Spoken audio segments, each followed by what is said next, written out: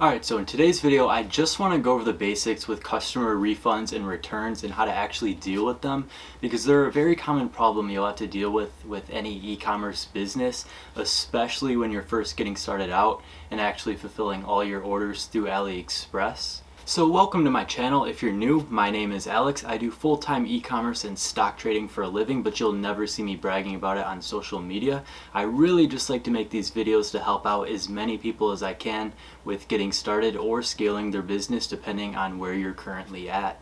Okay, so customer service will serve as the backbone of your business, and by that I mean logging into your store's email for an hour a day can prevent some avoidable chargebacks and returns and just keep your customers happy overall, which is what you want.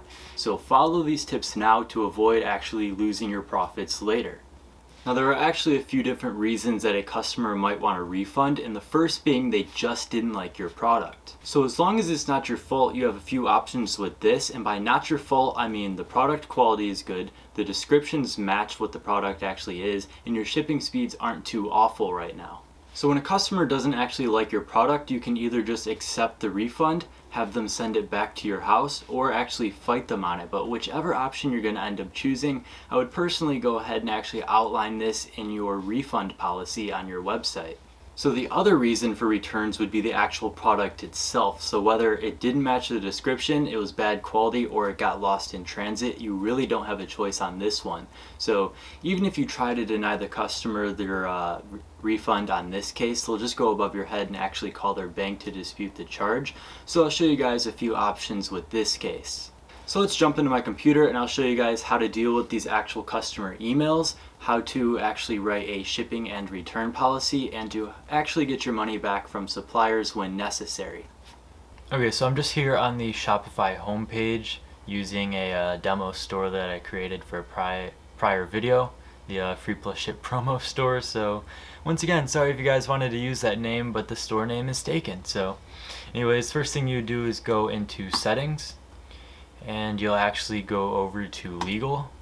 And before you actually start selling anything or really set up your store, you do want to have all of this set up and in place, and you can avoid a lot of issues down the line with this. So you'll want to have your refund, privacy, terms of service, and shipping policies all on there. But if you look right here, you can just create from a template. So if you click that, it will just issue you a return policy automatically. Same thing with privacy policy and terms of service. Not shipping policy, though there are a few websites where you can find templates for that, but you really should just be making these yourselves and coming up with your own rules and putting everything in there instead of just blindly putting on what Shopify says. So with your return and refund policy, you just have to include what you already have in mind. So like I said, with what returns you actually want to accept. So if you aren't going to accept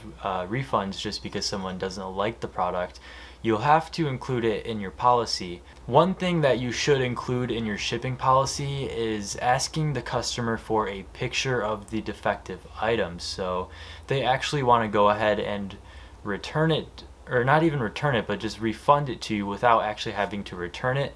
Just go ahead and ask them for a picture every time they go ahead and go through that process, and I'll show you exactly why you need that picture in just a minute.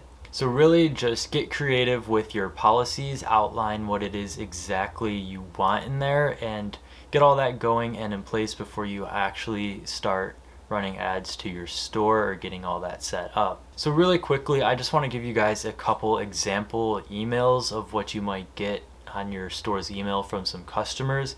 So I'll just go ahead on WordPad really quick and type up a couple customer emails as well as my response on those, and I'll get back to you guys with that. Okay, so I'm back from doing that. I just literally went on Word and typed up some very quick emails as well as what I would just throw on as the response.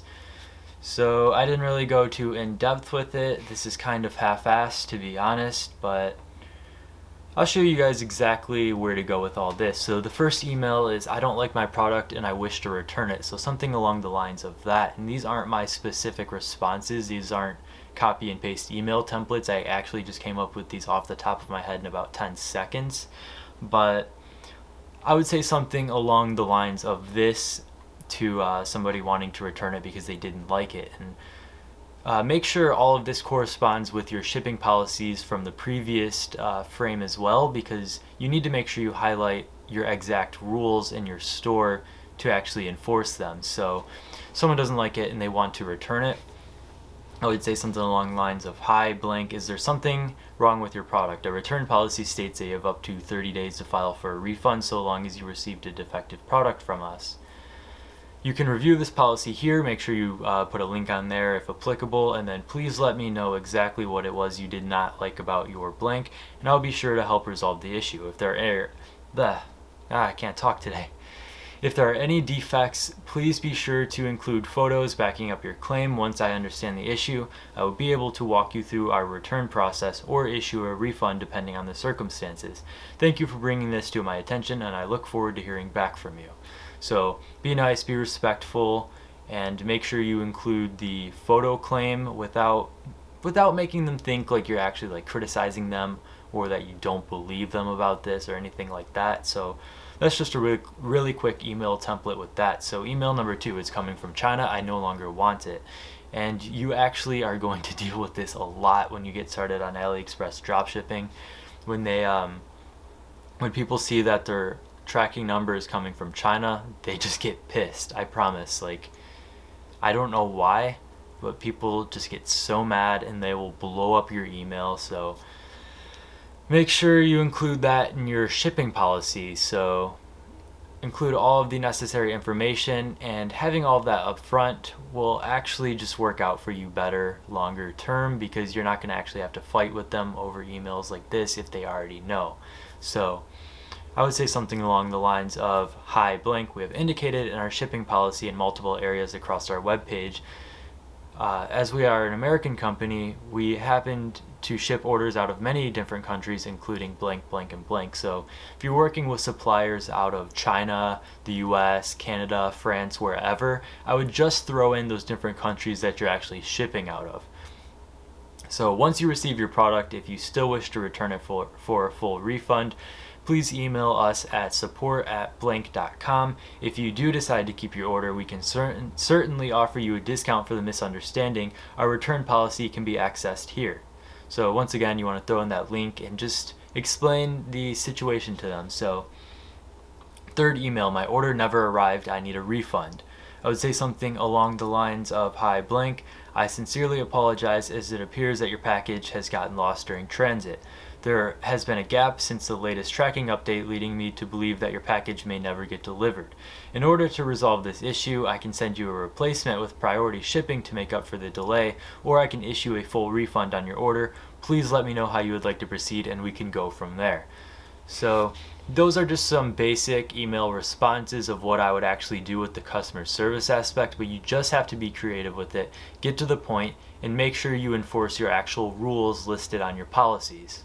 Okay, so we're over here on AliExpress now, so I want to explain this. In some cases, you can actually get your money back from your supplier. So if it's a defective item and it's not just the customer complaining about not liking it, if there's actually something wrong with it, or it never showed up, or it's not as it was described on the actual AliExpress listing, if you didn't order it yourself, which I recommend doing, but anyways, you'll go on your actual order information page and you'll see the item on here. So these are just some face masks that I actually ordered at the beginning of this whole pandemic thing. So you'll go ahead and just click open dispute, and alright, so there's actually a time frame with when you can actually open a dispute, and you can extend your buyer protection and all that stuff, but just make sure you keep up with all of this.